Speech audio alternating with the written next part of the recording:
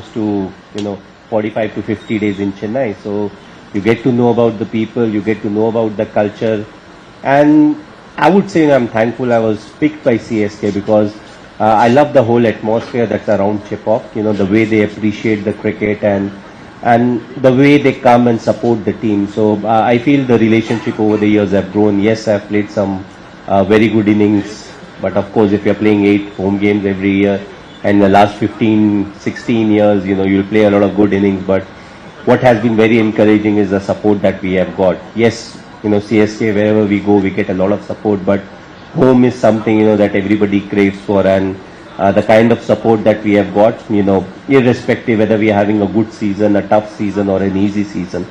But when it comes to CSK, I don't remember if we ever had an easy season, There was always a question that, if there's last 3-4 games in the league stage, somehow we have to win 2 out of the 4 or 3 out of the 4, and that's when you need the support. So I feel the support has always been there, and, that's what, as a cricketer, you can crave for, saying, I want the fans to come to the stadium, watch the game, support us, and at the same time appreciate good cricket, even if it's played by the opposition. And I feel that's what Chennai is special for. They appreciate good cricket, they understand the cricket, and they just love coming to the stadium and being part of cricket. So grateful to be here again. And yes, it was new the first time when I came over here. It was fairly new for me. But over the years, when you spend enough time, you get to know everything about the people and the culture, and it just improves you as a person because you're learning new things, learning what needs to be done, how it needs to be done. So I feel grateful that I was able to spend so much time in a year at least in Chennai. So it helped me improve as a person. It helped me improve as a cricketer. Yeah, you just said CSK just happened. I think it happened for good for Chennai. So today good for me also. It's actually a great feeling. Nowadays when we go and say CSK, it is not a brand only in India. When we go to Australia, we go to South Africa, any of the cricket playing nation. So you made this franchise so popular. So we should all thank Tala Dhoni for what CSK is today. It's the most popular franchise in the country. So now just asking how it was difficult. I'm sure you achieved much bigger accolades when you won all the 3 World Cups. So of course you won many cups for CSK too. How was it different? Captaining a country, maybe from our country, but when you come to CSK or dealing with multiple nationalities, you should still could find so many people, nurtured them not only from India, elsewhere. How was it different? Captaining India and captaining CSK. How do you compare? What was the same? What is different? Well, the challenge is slightly different, though the basics remain the same. So even when you lead the Indian cricket team, you have people who come from different parts of the country. So all of them are quite different. Somebody comes from Punjab, somebody will come from Maharashtra, Mumbai, Karnataka, Tamil Nadu. So they're different in their own ways. But why it is different in IPL is, IPL you also have the mix of foreign players. And then the whole arithmetic is different in the sense, you may or may not get a chance in the playing 11 because somebody else is not performing, for the balance of the team and all of that. So I feel first and foremost how we started, we started as a family, when we started CSK, we were like, it's an extended family. So everyone who was part of CSK, including the support staff, we tried to gel well, we tried to understand each other very well. We try to say that we don't just want to win the tournament. We want people to improve and become better cricketers, and we want people who play for us to tomorrow go and play for their respective country if they are not playing for the country, and in fact if possible lead their respective countries. So it was a challenge, not something that can't be done, but what really helped was the kind of players we got and the kind of management that we had, and they backed us throughout. Even when we were going through tough periods, they were always there. So I feel the challenge is different, but what made it easy was the support of each and every individual, and also the fact that usually when you play international tournaments, none of them last for 60 to 65 days. You play for some time, then there's an off, or the series changes, or the format changes. But IPL is one thing, where you constantly go on for at least 60 days to 62 days. So that in itself is a challenge, keeping everyone fit, people who are not getting a chance to play, how to keep them motivated and up to the mark, that if they get a chance later on into the tournament, what's the kind of impact that they can have. So these are the challenges that comes to IPL, which is slightly different to international cricket. Thank you so much. So now coming to some tougher questions. So I think CSK had all the fame, but I think past 2 years has been very challenging, and the CSK fans are obviously a bit disappointed, but they want to hear from you what is in store for CSK in the coming years, especially next season and going beyond. And I know every time when there was difficulty, they come back to you. So whatever be the reason, we don't know, but whatever be the reason, finally they come back to you. When they give it to you, it was already difficult, but you did your best, whatever you could do. But how was it to deal with these difficult challenges in the past 2 years? And what do you think will happen to CSK from now this coming season and beyond? Well, if you see sport, the beauty of sport is how good you look on paper doesn't matter. What you actually do on the field is the stuff that really matters. And in a tournament like IPL, what you do consistently over a period of time, and then pull your socks up once you get into the knockout stages and come up with another beautiful maybe 2 or 3 performance, and that's how you win trophies.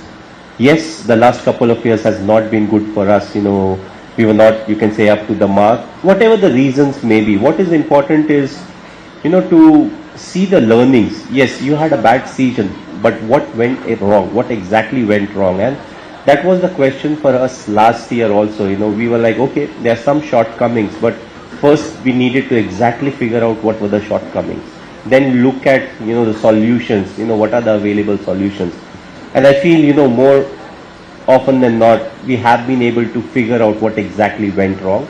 And in sports, you'll have very good time, and at the same time, there'll be periods when you won't be performing well. With CSK, on and off, we are more often than not been on the higher side, where we have performed, we have qualified. But, there's no guarantee as to that is something that will keep on happening. It's a constant process, you always have to be at your best. It's not about what you have done in the past 14 years or 16 years. The next year when you turn up again, you have to start from scratch.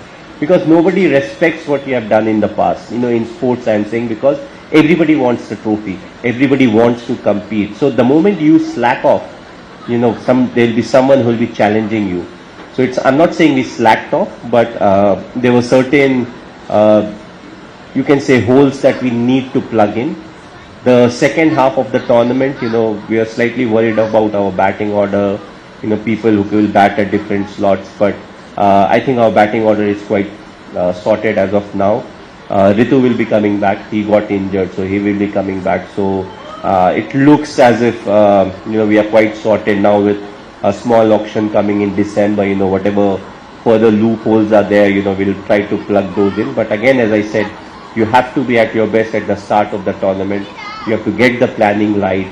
You have to use the resources in the best possible manner. And I think, we appreciate the fact that the fans, they also feel disappointed. But also the fact is the players always feel more disappointed than the fans, because this is our bread and butter. This is what we do. We come, we entertain, but also we want to win. So we do talk about the processes, but at the same time, we do want the result to come to our side. Last year wasn't the year, but looking ahead, we're trying to sort out most of the things, and we'll hopefully be at our best in the coming year. Great. I think Ritu coming back is a great news.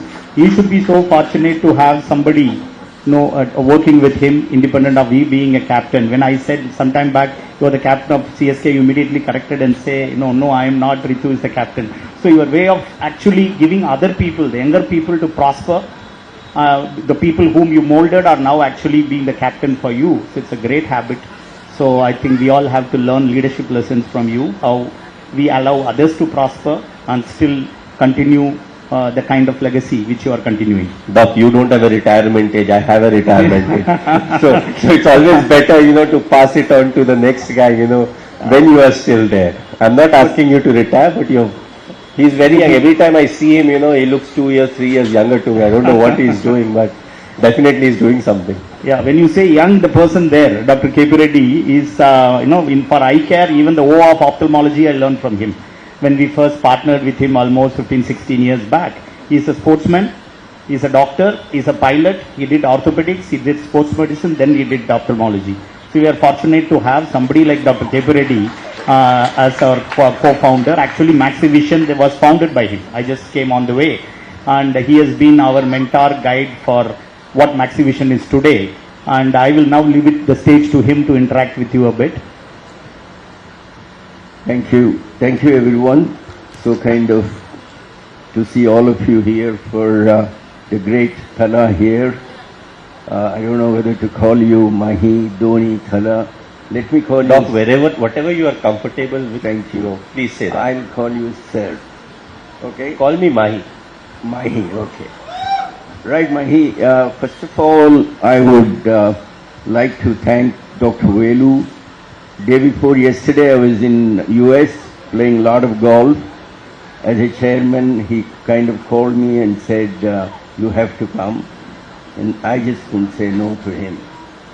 And then, seeing that he's going to make me share the stage with you, I consider that as a blessing. Thank you, Dr. Velu. I prepared some questions. I'll read them out if you don't mind, because I can't speak like Shibu, you know. So my first question to you, sir, is as a top batsman in this world of cricket, sometimes you are facing balls at 130, 140 kilometers per hour. How important is the eye and hand coordination? What would you advise the young upcoming cricketers? Because I played cricket as an opening batsman and wicketkeeper all my life, also in England. But you are a phenomenon. But what would you say about the eye and the hand coordination in cricket? Well, a lot has been spoken about technique in cricket, but it all boils down to how quickly you judge the length of the ball, the pace of the delivery, and I feel it comes quite naturally, because we all start at such an early age, that it becomes part of our life. So every day, we keep on practicing. And what has happened in cricket is, like with technology, what has happened is they have so many different ways now to get used to the pace. You are actually getting used to the pace, but in a way you are trying to, getting your eye and your body accustomed to the kind of pace you want to play at. So even if you see now, most of the cricketers, they don't get bothered too much about pace. What they start bothering when the bowler has movement, if he gets some extra bounce. So I feel pace, yes, it's crucial, it's important, but with pace also, what is more important is the line and length that you bowl and the kind of movement. So I feel nowadays a lot of cricketers, with the help of bowling machine and all, they're getting used to that kind of pace. They're training their, you may call it eye or hand-eye coordination. They train for that, because they want to be outskilled by talent, but not by, just pace or something. So they're like, if you're a way better bowler, then you can get me out. Or if I'm not batting well, you can get me out. But I don't want to be looked upon as if I'm someone who's out of place. So they work tremendously on their fitness, and it includes everything. It includes the mental aspect, the physical aspect, and I, of course, if you will see a lot of cricketers, once they cross 35, 36, reflexes slow down, the depth perception, goes a bit haywire. So it's a challenge, but when it comes to the youngsters, they are up for it. So I think they practice more of what needs to be done, and that's why they are always at their best. So it's day in and day out, they keep doing the same thing. My next question, Mahi, is that almost similar as one of the greatest wicket keepers in this world. You're actually concentrating 540 balls in a day in a test cricket. And then, in a T20 about 120 and a 50 overs, 300 balls. A batsman at least has some rest. The batsman goes to the other side and takes a minute straight. But in your case, you're there all the time. What is the role of the eye there? I mean, you're watching a googly, and you have to watch the hand and the finger and everything. I'm sure even when you began your career as a young cricketer, it was eye of the ball. Because in golf we say, eye on the ball. So that's the fundamental basic principle in golf, which I play. No, Doc, what happens is right from an early age, as a keeper, you're taught to see the differences, identify the differences, as simple as, especially when it comes to spinners, if he's bowling a googly, you have to keep an eye on the wrist because it's literally impossible to bowl a googly without changing the action.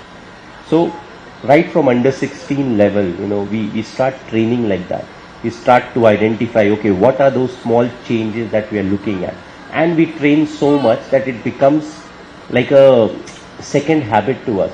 That's why you won't see many wicket keepers actually get tired even after 90 overs of test cricket, one full day of test cricket. That's very surprising. Yeah. I mean, but the reason is... And then you have to go and bat again. Yeah, we get rest before. None of the keepers are actually openers when it comes to test cricket. And I think one of the reason is if you have played under 16 days cricket or under 19 days cricket, the maximum number of overs that can be bowled in one day is 90.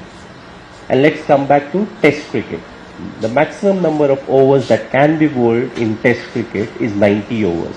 If there's a rain delay, you can add another half an hour, but 90 overs is what it is. So, in a way, our workload is very defined from an early age.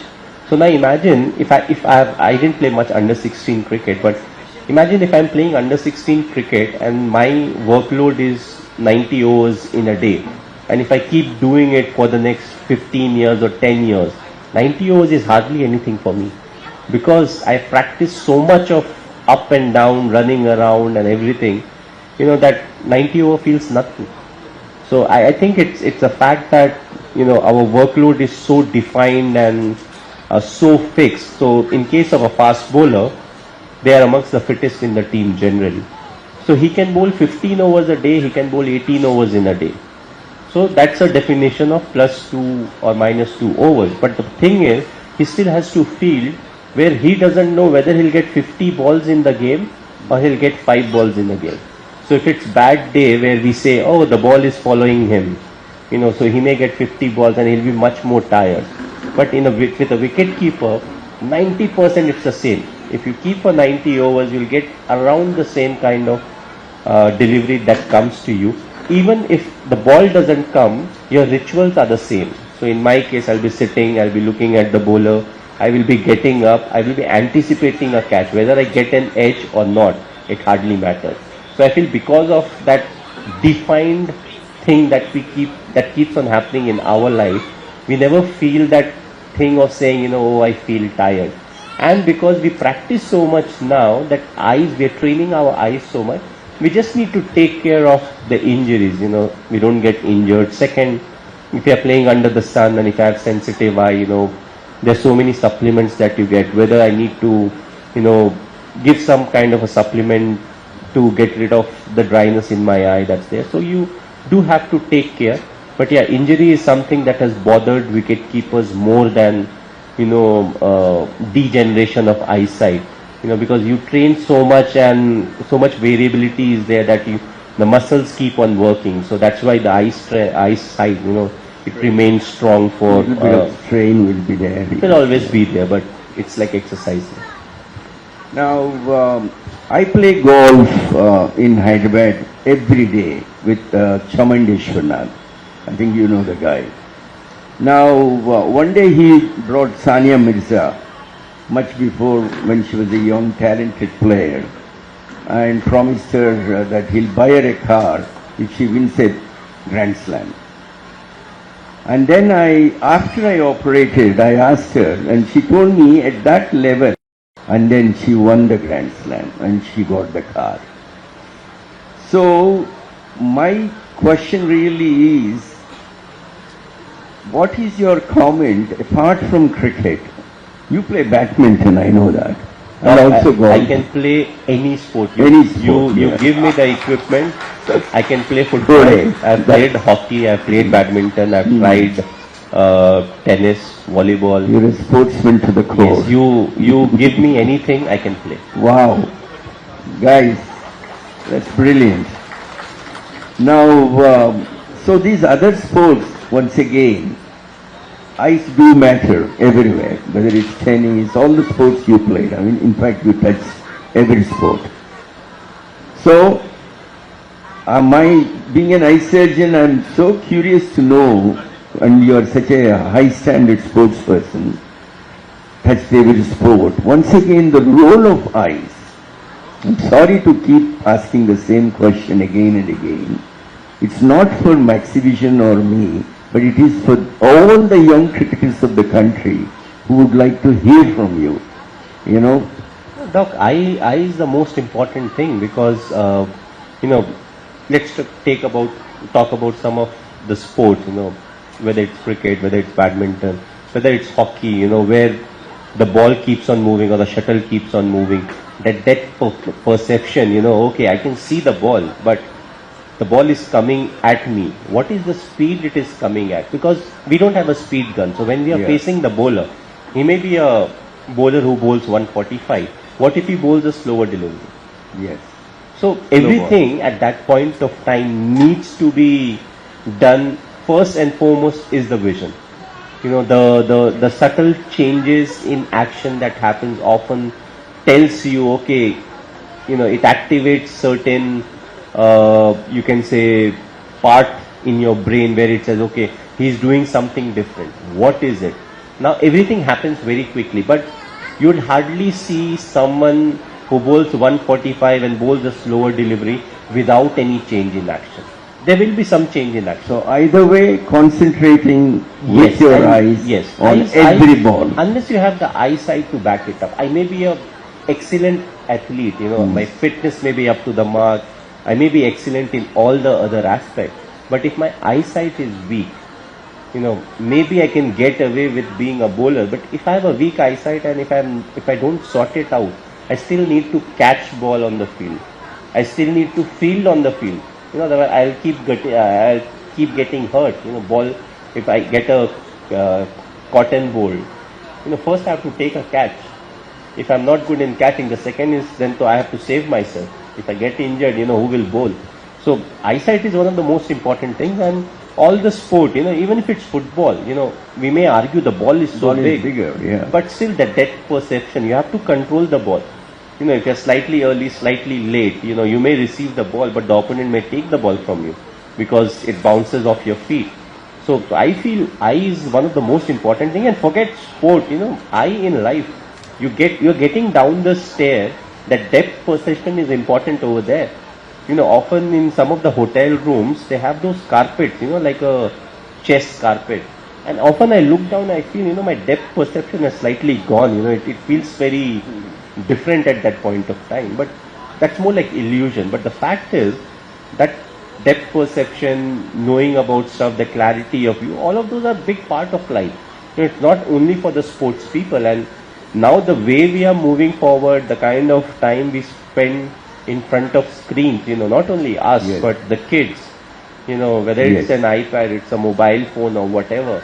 So it does have an effect, the brightness, and we have all spoken about it. So I feel, even if we try to reduce that, it will reduce, but it won't become like what it was 15, 20 years ago, because it will become like a new norm where it is very normal, to spend time on an iPad, because even the schools, they give you homework, some of them are on an iPad, or if not an iPad, it may be a laptop.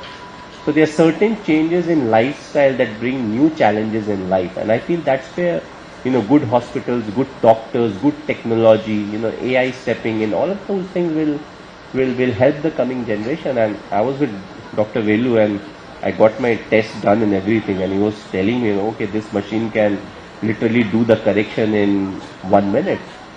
Earlier the doctors had to work hard on it, and also in between I was like, okay, so you're basically saying I don't need doctors, I just need the machine. But the thing is, the doctor still needs to be there because he's The man and the machine. Yes, it has to be the combination. So I feel going ahead, there'll be fresh set of challenges for all of us, and it's not only for athletes, it's for everyone. And one thing that is unsaid and we all know is, as you age, you get trouble with eyesight. Whether it's 30, whether it's 35, whether it's 40, whichever age group we say, at some point of time, you start need to caring more and do more for the eyes, because I feel if I don't see, or if I have blurred vision, a lot of trouble starts. So I feel future is definitely, apart from health and everything, taking care of the eyes. Sir, that is the most fantastic answer I ever got. The way you explained it. I'll tell you, all of us, all my colleagues and myself, we all come on to the TV and talk, but public don't listen. But now that you spoke about how important eyes are, I lived in England for 20 years, and I introduced LASIK there as well. And there's about 65 million people there. The government gives a free eye test, and every year, because there are so many silent conditions, ladies and gentlemen, that you'll be too late if you come with a problem. It's best to get preventive checkups every year, starting from the day you are born. So it is parents' responsibility to see that children are examined every year. Go to whoever ophthalmologist you like and get your eyes examined. But I request Mahi to say that. Can you please tell them, get your eyes examined every year? Doc, it's not only the eyes, I would say regular health checkup also. Yes, I agree with you more. And I would say, without being mean to anyone, the earlier generation was different. They had much more physical activities, the kind of food they ate, the amount of hard work they had to do. So even when you are living through your normal life, you had to do a lot of physical activities, which, now you may say I'm going to the gym and doing it, but it was part of their life. And then the kind of food that they ate and all of that. Now everything has changed. So I'm not being mean to the newer generation, but I'm just saying, earlier, the provision was once you are 40, go for a regular health checkup, maybe once every 6 months, I need to abide by it. I'm 44, I haven't started doing it.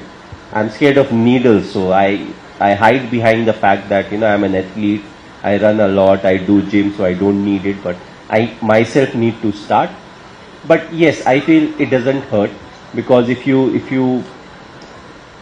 get an indication as to something needs to be done, and if it happens before time, with the technology that is available, it may not hamper your performance, whether you are a sports person or, you're a normal person. So I feel that health checkup is something that is very important. And also what COVID taught us was health is wealth. We always used to have that saying, but, it literally taught us that it is very important to have a healthy life. And the one thing that has changed in our society is the fact that a lot of the jobs that we have right now are desk jobs. Said the amount of activity that goes around in our life, that has come down drastically. We never used to have so many cabs, autos, rickshaws, everything. So nowadays a lot of people, who get their jobs, let's say they're 24, 25, they get down from their house, they take a cab or a rickshaw, they go to, let's say, a metro station. Everything is in the metro, they get down, the same thing, go to the office and come back. So the amount of walking that you have to do, all of that is gone. But if you don't have fitness, I just say you should be able to enjoy your time with your grandkids.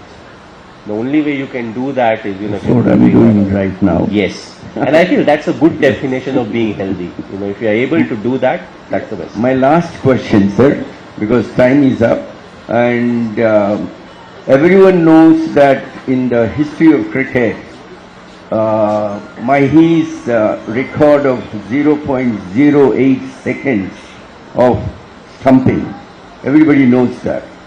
But then cricket has become a religion in this country. And then, what is your message to the young cricketers about your calm, composed, strategic leadership as a captain? I think what's important is to understand yourself, because you'll have many role models to follow. But what you have to see is what suits you the best. Some people are aggressive, some are calm, some are mischievous, some are naughty. There are so many different types. Yes, we all want to win games and we want to perform. But I cannot change myself drastically. So even if I say I like someone in batting, but if my character is completely different, I should only admire the batting and take the learnings of batting. Because if I try to change myself character-wise, it will start affecting my game also. So what is important is to first analyze what is your true character, what really helps you perform. If I am a calm guy, all of a sudden I start fighting thinking that, this is what needs to be done, it will start affecting my game. If I am not performing, I am hurting my team. So I will do whatever best I can in the way that I can. Over the years, you can deviate a bit, you can improve a bit, all that thing can happen, but you cannot drastically change. From someone who's A, all of a sudden you cannot become somebody who's F. From A, you can improve, become a B or a C, but not beyond that. So to youngsters, I would say, pick an ideal role model, whoever it may be, then look at what the characters are. So for you, you may want to be a batsman who bats like A, but as a character you are a D. So in your normal life, be a D. Yes, bat like an A, because that is easier to do. But what is very difficult is to change yourself. You can improve yourself, but to drastically change yourself, it's very difficult. And cricket, again, it's a part of our life. And if we change our lifestyle too much, it starts affecting our cricket also. So if you have a good, decent lifestyle, if you're performing, stick to it. There will be coaches, throughout your life who will guide you. There will be senior players who will guide you, and they'll take you to the right place. So what is important is not to get carried away. And at the same time, hard work has no substitute. You have to work hard, you have to compete, you have to give your best, and sacrifice a lot. If you really want to be a excellent cricketer, you have to make a lot of sacrifices. And after that also, nothing really is guaranteed. So what is important is to have that open mind of saying, I'll put in my 100%, I'll accept the result. If that's not what I was expecting, I'll put in another few hard yards and try to improve myself. Great.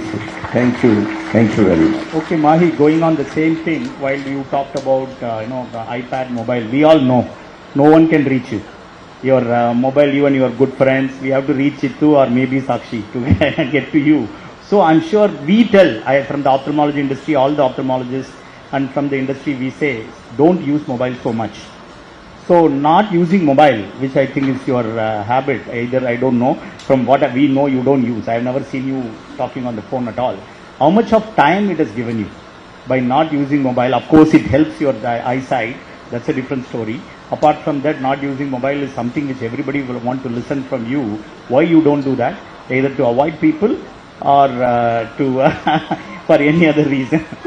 Not to avoid people, it's just that I'm very awkward talking on the phone because I don't see a face. I can't see a reaction.